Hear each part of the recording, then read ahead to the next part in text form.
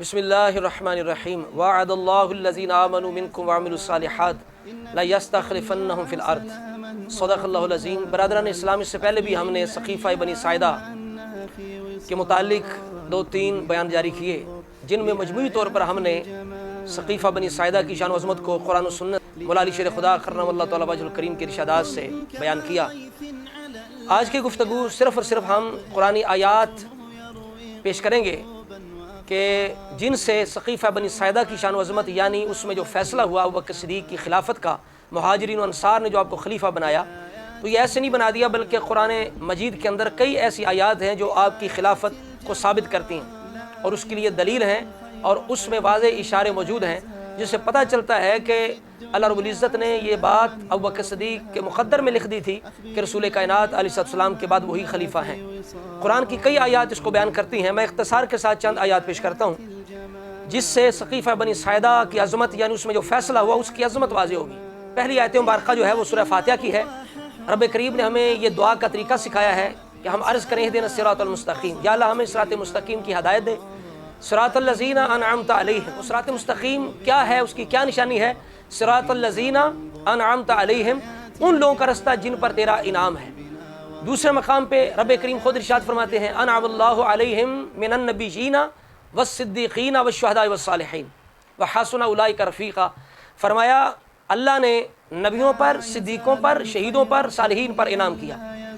अब अबू बकर रज़ियल्लाहु ताला अन्हु सिर्फ सिद्दीक़ नहीं बल्कि आप सिद्दीक़ों के सरदार हैं। चूँकि नबियों रसूलों के बाद आपका मकाम है, तो आप वो सिद्दीक़ हैं कि जिनको रसूलुल्लाह ने सिद्दीक़ फरमाया, जिनके बारे में मौला अली शेर खुदा कहते हैं कि खुदा की कसम अल्लाह ने अबू बकर का नाम सिद्दीक़ आसमानों से नाज़िल किया है। तो आप चूँकि अपने मकाम के लिहाज से सिर्फ सिद्दीक़ नहीं बल्कि सिद्दीक़ अकबर है। उम्मत आपको सिर्फ सिद्दीक़ नहीं सिद्दीक़ अकबर कहती है। तो रब करीम ने जो सिद्दीकीन हैं उनके रास्ते को भी सिरात मुस्तकीम फरमाया है, और बाकी जो सहाबा इकराम हैं, जो मुहाजिरीन अंसार हैं, जिन्होंने फ़ैसला किया, वो सिद्दीक़ भी हैं, उनमें शहीद भी थे और वो सालिहीन भी हैं। इस वजह से करके जब कुरान कहता है कि भाई सीधा रास्ता मांगो, और सीधा रास्ता है इनाम वालों का, सहाबा इकराम अबू बकर सिद्दीक़ ये इनाम याफ्ता लोग हैं, इनका रास्ता ही सिरात मुस्तकीम है। तो अब बताइए कि अबू बकर सिद्दीक़ की खिलाफत कैसे गलत हो सकती है और मुहाजिर अंसार का फैसला कैसे गलत हो सकता है? रब तो उनके फैसले को, अबू बकर सिद्दीक़ के तरीके को रब तो सिरात मुस्तकीम फरमा रहे हैं। तो लिहाजा इस साइज से भी अबू बकर सिद्दीक़ की खिलाफत और मुहाजिर अंसार रज़ियल्लाहु ताला अन्हुम का वो फैसला जो है वो सही साबित हो गया, और इस आयत से भी सक़ीफ़ा बनी साइदा की शान व अज़मत जो है उसका इजहार हुआ।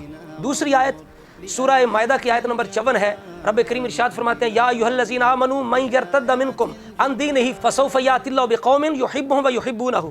ऐ ईमान वालों, अगर तुम में से कोई मुर्तद हो गया तो क्या होगा? अल्लाह अन क़रीब ऐसी कौम लाएगा कि जिनसे अल्लाह मोहब्बत करता है वो अल्लाह से मोहब्बत करते हैं। अब इस बात पर सबका इत्तेफाक है कि रसूलुल्लाह सल्लल्लाहु ताला अलैहि वसल्लम के बाद जब कुछ लोग मुर्तद हुए तो उनसे क़िताल करने वाले, उनको सीधे रस्ते पे लाने वाले वो कौन है? वो अबू बकर सिद्दीक़ रज़ियल्लाहु ताला अन्हु, और आपका लश्कर है, आपके साथी हैं, असहाबे रसूल हैं, ताबईन हैं, मुसलमान हैं। तो लिहाजा इस आयत के अंदर भी अल्लाह करीम ने खबर इरशाद फरमाई, एक वादा फरमाया, अगर तुम में से कोई मुर्तद हो गया तो ख्याल रखना अल्लाह ऐसी कौम को लाएगा और अन करीब लाएगा, फसौफ़ यातिल्लाहु बिक़ौमिन, अन करीब लाएगा कि जिनसे अल्लाह मोहब्बत करता है वो अल्लाह से मोहब्बत करते हैं। तो इस आयत से भी पता चल गया कि अबू बकर सिद्दीक़ की खिलाफत, उनका आना, उनका लश्कर ये कोई आम लश्कर नहीं बल्कि अल्लाह ताला के महबूब लोग हैं। अल्लाह उनसे मोहब्बत करता है और वो अल्लाह ताला से मोहब्बत करने वाले लोग हैं। तो इस आयत से भी अबू बकर सिद्दीक़ की हक़ानियत, उनकी खिलाफत की सच्चाई और सहाबा इकराम का जो फैसला है सक़ीफ़ा बनी साइदा का, वो बरहक़ साबित हुआ।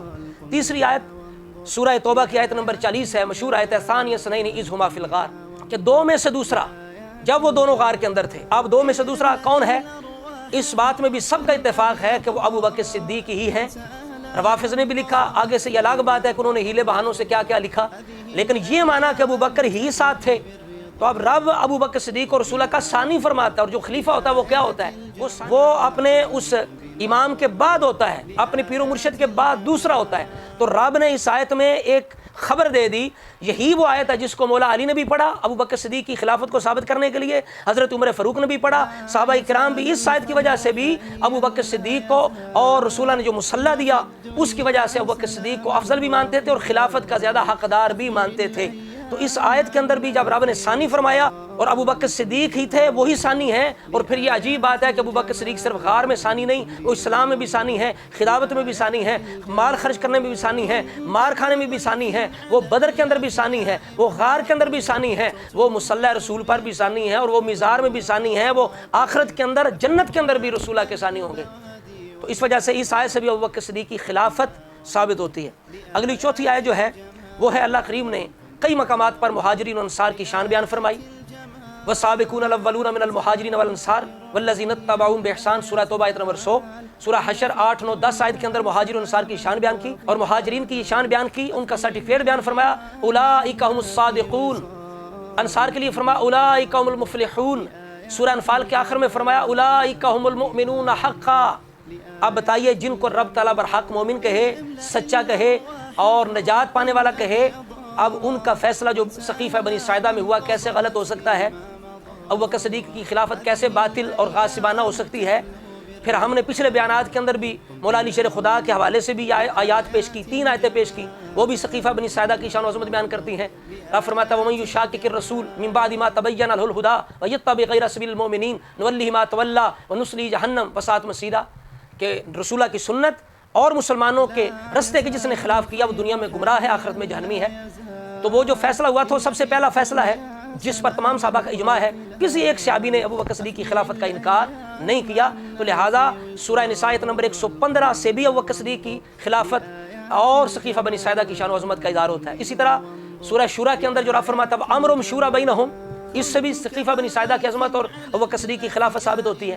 اسی طرح رب کریم نے جو فرمایا یہ مہاجرین انصار کی شان بیان کی جو ابھی ہم نے پیش کی، تو اس سے بھی جب رب جنہیں صادق فرمائے، برحق مومن فرمائے، ان کا فیصلہ جس بات پر اتفاق کر لیں وہ غلط ہو سکتا نہیں ہے۔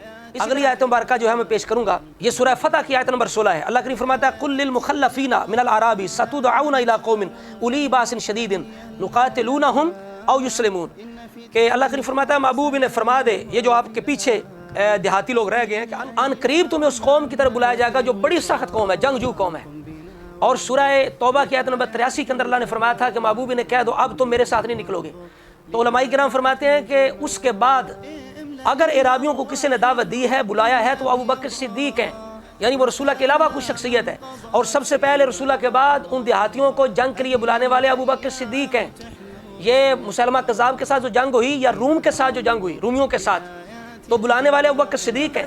تو اس آیت سورہ فتح کے آیت نمبر 16 کے اندر بھی ابو بکر صدیق کی خلافت کا ذکر موجود ہے۔ اب آخر میں جو میں آیت مبارکہ پیش کرتا ہوں بالکل واضح ہے، یہ سورہ نور کی آیت نمبر 55 ہے، یہ ہر سنی کو یاد ہونی چاہیے۔ اللہ نے صحابہ کرام سے جو اس وقت موجود تھے، رب نے خلافت کا وعدہ فرمایا، فرمایا وعد اللہ الذین آمنوا منکم وعملوا الصالحات، اللہ وعدہ فرماتا ہے تم میں ایمان والے جو نیک ہیں ان سے وعدہ فرماتا ہے لَيَسْتَخْلِفَنَّهُمْ فِي الْأَرْضِ، اللہ انہیں زمین میں خلافت دے گا۔ اب بتائیں اللہ نے جب وعدہ کر لیا تو اللہ وعدہ خلاف کر سکتا ہے؟ وعدہ خلاف وہ کرے جو نہ کرنا چاہے، جس کی نیت ٹھیک نہ ہو یا جو کمزور ہو۔ رب دونوں چیزوں سے منزہ ہے، پاک ہے۔ رب کریم نے اپنا وعدہ یقیناً پورا کیا، تو کس صورت میں پورا ہوا؟ وہ مہاجرین و انصار کی صورت میں، سقیفہ بنی ساعدہ کے اندر ابو بکر صدیق کی خلافت کی صورت میں سب سے پہلے رب کریم کا فیصلہ خلافت کا پورا ہوا، پھر اس کے بعد عمر فاروق کی خلافت، اس کے بعد عثمان غنی کی خلافت، اس کے بعد مولا علی شیر خدا کی خلافت رضی اللہ تعالیٰ عنہ۔ تو رب نے جو وعدہ فرمایا تھا وہ پورا کر دیا۔ اب جو یہ کہتا ہے کہ نہیں وہ یہ نہیں ہے وہ کوئی اور ہے، تو بتائے وہ کون ہے جن کی وجہ سے زمین میں دین اسلام کو تمکین حاصل ہوئی ہو؟ چونکہ رب کریم نے ان کی خلافت کی یہ شان بیان کی، یہ علامت بیان کی، یہ وصف اور صفت بیان کی، کیا وَلَا يُمَكِّنَنَّ لَهُمْ دِينَهُمُ الَّذِي ارْتَضَىٰ لَهُمْ، ان کی خلافت میں کیا ہوگا کہ دین زمین میں مضبوط ہو جائے گا، اسے تمکین حاصل ہوگی۔ اب بتائیے وہ کون سی خلافتیں ہیں جن میں دین کو تمکین حاصل ہوئی؟ وہ ابو بکر صدیق کی خلافت ہے۔ عمر فاروق رضی اللہ تعالیٰ عنہ کی خلافت میں تو اتنا عروج ملا، دین اسلام کو اس قدر مضبوط ہوا کہ مولا علی شیر خدا، یہ نہج البلاغہ ہے، جب حضرت عمر فاروق نے حضرت مولا علی شیر خدا سے یہ مشورہ کیا فارس کے جہاد کے لیے، تو مولا علی کیا فرماتے ہیں؟ اسی آیت کی طرف اشارہ کرتے ہیں، کہتے ہیں وَهُوَ دِينُ اللَّهِ الَّذِي أَظْهَرَهُ، اے عمر یہ اللہ کا دین ہے جسے اللہ ظاہر کرے گا، هُوَ الَّذِي أَرْسَلَ رَسُولَهُ بِالْهُدَىٰ وَدِينِ الْحَقِّ لِيُظْهِرَهُ عَلَى الدِّينِ كُلِّهِ، مولا علی بھی فرما رہے ہیں کہ یہ اللہ کا دین ہے، اللہ ظاہر کرے گا، وجندہ الذی اعدہ وامدہ، یہ اس کا لشکر ہے، وہ اس کی مدد کرے گا، وہ اسے پھیلائے گا، حتی بلغ ما بلغ وطال حیث طال، جہاں تک چاہے گا یہ نکلتا جائے گا، پھیلتا جائے گا یہ زمین کے اوپر۔ آگے فرمایا وَنَحْنُ عَلَى مَوْعُودٍ مِّنَ اللَّهِ، ہم اللہ کے وعدے پر ہیں، اللہ کے وعدے پر ہمیں یقین ہے۔ وَعَدَ اللَّهُ الَّذِينَ آمَنُوا مِنكُمْ وَعَمِلُوا الصَّالِحَاتِ لَيَسْتَخْلِفَنَّهُمْ فِي الْأَرْضِ، آگے صفت ہے وَلَا يُمَكِّنَنَّ لَهُمْ دِينَهُمُ الَّذِي ارْتَضَىٰ لَهُمْ، مولا علی ادھر اشارہ فرما رہے ہیں سورہ نور آیت نمبر 55 کی طرف، وَنَحْنُ عَلَى مَوْعُودٍ مِّنَ اللَّهِ وَاللَّهُ مُنْجِزٌ وَعْدَهُ وَنَاصِرٌ جُنْدَهُ، اللہ اپنے وعدے کو پورا کرے گا، اپنے لشکر کی مدد کرے گا۔ اب بتائیے لشکر عمر لشکر خدا، دین عمر دین خدا، یہ کون کہہ رہا ہے؟ یہ مولا علی شیر خدا کہہ رہے ہیں، نہج البلاغہ ہے۔ آگے فرمایا تم قائم ہو جو، جیسے تسبیح کے اندر وہ دانہ قائم ہوتا ہے، پوری تسبیح کو قائم رکھتا ہے، کیونکہ اللہ کریم کا یہ لشکر ہے، رب نے وعدہ کیا ہے تو جائے یا نہ جائے رب اس کی ضرور مدد فرمائے گا۔ اسی طرح کر کے دوسرا مقام، یہ وہ خطبہ مولا علی شیر خدا، حضرت عمر فاروق کی خلافت کی ایسی تعریف نہ کوئی کر سکتا ہے، نہ کسی نے کی ہے جیسی مولا علی شیر خدا نے کی ہے۔ آپ فرماتے ہیں للہ بلاد فلان، اللہ فلاں کے، آگے فلاں سے مراد کیا ہے؟ عمر فاروق ہے۔ مولا علی نے نام لیا تھا، لوگوں نے حذف کر دیا، یہ حاشیہ لکھنے والا کہتا ہے هو الخلیفۃ الثانی عمر بن الخطاب، تو آگے کیا فرمایا مولا علی نے؟ فرمایا عمر کون ہے؟ قد قوم العواد وداول العمد خلف الفتنة وقام سنة ذهب نقي الثوب قليل العيب أصاب خيرها وسبق شرها أدى إلى الله طاعته واتقاه بحقه رحل وتراقهم في طرق متشعبة لا يهتدي فيها الضال ولا يستيقن المهتدي۔ فرمایا وہ عمر کیا تھا، عمر کی خلافت کیا تھی؟ فرمایا اس نے ٹیڑھے پن کو سیدھا کیا، بیماری کا علاج کیا اور فتنے کو پیچھے چھوڑ دیا، سنت کو قائم کیا، وہ پاکیزہ دامن ہو کے دنیا سے چلا گیا، اس نے خیر کو پا لیا، کمالات کو پا لیا، شر کو پیچھے چھوڑ دیا، اللہ سے ڈرنے، اللہ کی اطاعت کا عمر نے حق ادا کیا۔ فرمایا عمر چلا گیا لیکن لوگوں کی کیا حالت ہے؟ رستے مشتبہ ہو گئے، جو ہدایت پر ہے اسے بھی یقین حاصل نہیں ہوتا، اور جو ہے ہی گمراہ اسے ہدایت ملنا مشکل ہوگی۔ یہ عمر پاک کی خلافت کی شان تھی۔ اب آخر میں نہج البلاغہ سے مولا علی کا ایک فرمان پیش کروں، وَلَا يُمَكِّنَنَّ لَهُمْ دِينَهُمُ الَّذِي ارْتَضَىٰ لَهُمْ، جو صفت ہے اس موعود من اللہ خلافت کی، اس کے بارے میں مولا علی کیا فرماتے ہیں؟ فرماتے ہیں وَوَالِيَهُمْ وَالٍ فَأَقَامَ وَاسْتَقَامَ، تمہارا ایک ولی ہوا، ایک خلیفہ ہوا، ایک امام ہوا، ایک نگران ہوا، قائم ہوا اور قائم کیا، حتی ضرب الدین بجرانہ، ایسے قائم کیا کہ دین نے اتنا سکون لیا، اتنا مضبوط ہوا کہ دین بھی آرام کرنے کے لیے لیٹ گیا، اس نے بھی اونٹ کی طرح گردن رکھ دی۔ یہ ہے سورہ نور کا آیت نمبر 55 کی تفسیر جو میں نے مولا علی شیر خدا کے ارشادات سے بھی پیش کی۔ تو ان آیات کے اندر بالخصوص اس آیت کے اندر 4 یاروں کی خلافت موجود ہے، باقی آیات کے اندر بھی ان کی خلافت کا تذکرہ بالخصوص ابو بکر صدیق کی خلافت ثابت ہوتی ہے۔ تو آج میں نے صرف اور صرف قرآن مجید کی آیات سے تقریباً 10-12 آیات سے میں نے یہ ابو بکر صدیق کی خلافت یعنی سقیفہ بنی ساعدہ کی عظمت کو میں نے بیان کیا۔ رب کریم کی بارگاہ میں دعا ہے کہ اللہ کریم ہمیں قرآن مجید حضور کی آل صحاب کا دامن عطا فرمائے، ان کی غلامی عطا فرمائے، صحیح معنوں میں اللہ کریم ہمیں ان کے رستے پہ چلنے کی توفیق عطا فرمائے۔ السلام علیکم ورحمۃ اللہ وبرکاتہ۔